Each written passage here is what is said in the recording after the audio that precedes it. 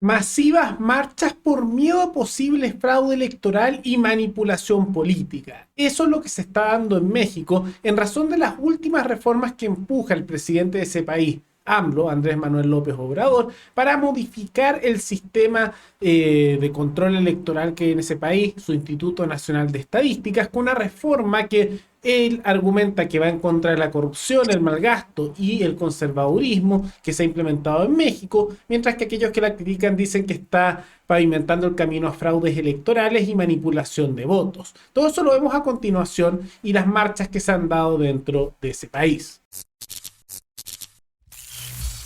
En los últimos días hemos visto numerosas manifestaciones en México que se dan en contra de su gobierno, que lo lidera el partido Morena de López Obrador, ya que se han dado dentro de estas manifestaciones unas quejas, molestias, en contra de unas reformas que se está dando por parte del presidente de ese país. Hay que tomar en cuenta que AMLO es un presidente que, a pesar de las críticas que se le haga, tiene bastante popularidad dentro de su país. Distintas encuestas tienen distintos números, pero se sabe que está por sobre el 50% de aprobación, y en medio de esa popularidad está aprovechándola, ya pasando varios años desde que comenzó su gobierno, para hacer una serie de reformas en distintas áreas. Una reforma con respecto a la seguridad en la Guardia Nacional Mexicana, al Instituto Nacional de Estadísticas, con respecto al sistema electoral, su sistema de control electoral, que vamos a ver qué es lo que generó controversia, y también reformas con respecto a su sistema eléctrico. Pero nos vamos a enfocar principalmente en el tema electoral porque es lo que está generando estas protestas. Ahora, ¿cuánta gente dio estas protestas y por qué se dan?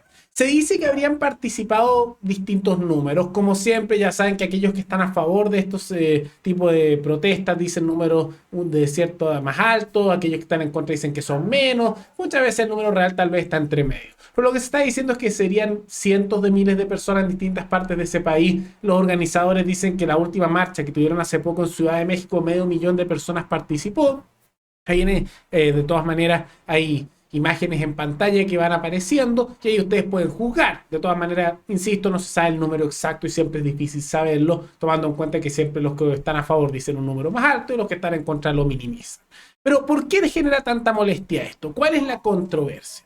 Todo esto se da por una modificación al sistema electoral con la idea supuestamente de mejorarlo. Ahora, lo que argumenta el gobierno es que el sistema electoral mexicano es de los más costosos del mundo. Tiene un gasto estatal masivo, por lo tanto hay que recortar los gastos, que bajarle los gastos en un 85%.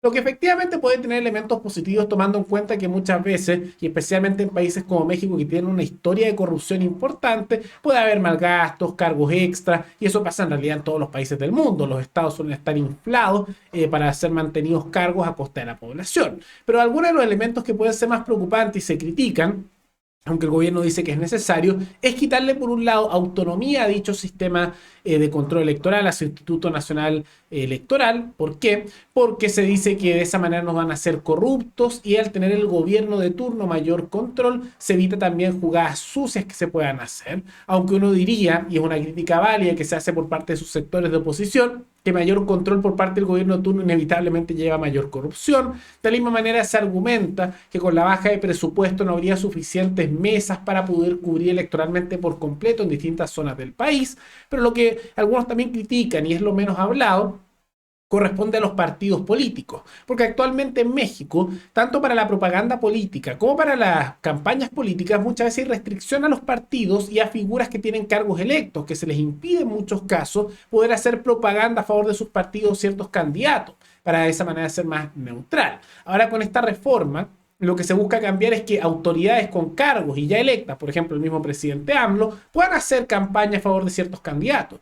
Y eso a algunos les genera preocupación, tomando en cuenta que se podría utilizar fondos estatales por el gobierno de turno para promover aún más a sus candidatos. Ahora en otros países es permitido que se hagan campañas de ese estilo, en otros no. Es una cosa que depende del país. Y si se da corrupción o no, muchas veces da más bien tomando en cuenta la cultura institucional del mismo país. Pero eso es una de las quejas que se da, a la vez que le da mayor libertad y autonomía a los partidos políticos, por lo tanto los empodera. Nuevamente, eso puede ser bueno o malo dependiendo del sistema en que se aplique. Lo que sí es preocupante es este mayor control sobre su sistema electoral que tiene el gobierno de turno, porque una queja que sí es válida es que esto termina fortaleciendo el control del presidente que esté en su momento sobre el sistema electoral, y eso hace que estén denunciando posibles situaciones de fraude electoral. Ahora esto dependerá de qué es lo que se vote en el Congreso. Este no es el primer intento de reforma electoral, es el segundo, se llama por eso Plan B. Ya habían intentado uno anteriormente que no logró el éxito que estaban teniendo, y esto probablemente va a ser un tema electoral incluso para México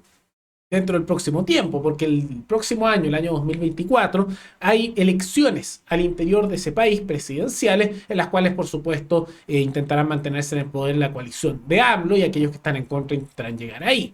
Y vamos a ver qué es lo que ocurre. AMLO, insisto, tiene bastante popularidad y en realidad se mantiene en eso por una mezcla de políticas de carácter más estatista, socialista en algunos casos, de mayor intervención estatal, pero simultáneamente, por otro lado, aplicando políticas pro mercado y algunas más liberales, dirían, en ciertas áreas. Por ejemplo, el norte de México les dio ciertas bajas de impuestos comparado a otras partes del país, mientras que otros sectores se los sube. Tiene algunas políticas mixtas, no lo podrían comparar algunos, como dicen, a figuras como Chávez, como algunos tratan de decir, sino que tiene una mezcla de distintas políticas. Y vamos a ver cuál es el resultado que da esto futuro.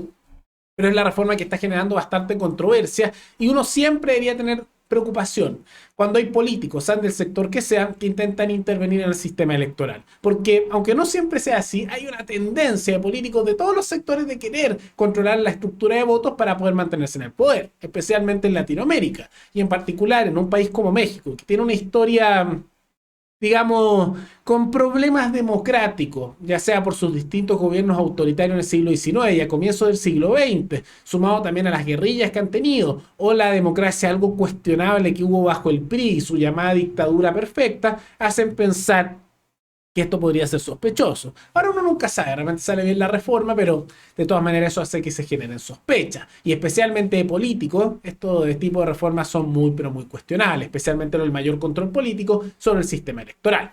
Pero más allá de eso, ¿qué les parece la nueva reforma que está haciendo el gobierno de México, que algunos acusan que podría llevar a una estructura dictatorial y a fraude electoral, mientras otros dicen que es tan solo necesario para luchar contra la corrupción institucional mexicana y terminar con ese conservadurismo político que ha estado presente ahí? ¿Es necesaria la reforma? ¿No es necesaria? ¿Por qué? Todo eso pueden comentarlo abajo. Y recuerden que pueden recomendar para otros programas, para otros videos, temas tanto de América como de otros continentes de carácter internacional. Todo eso pueden recomendarlo abajo. Nos veremos en el siguiente programa.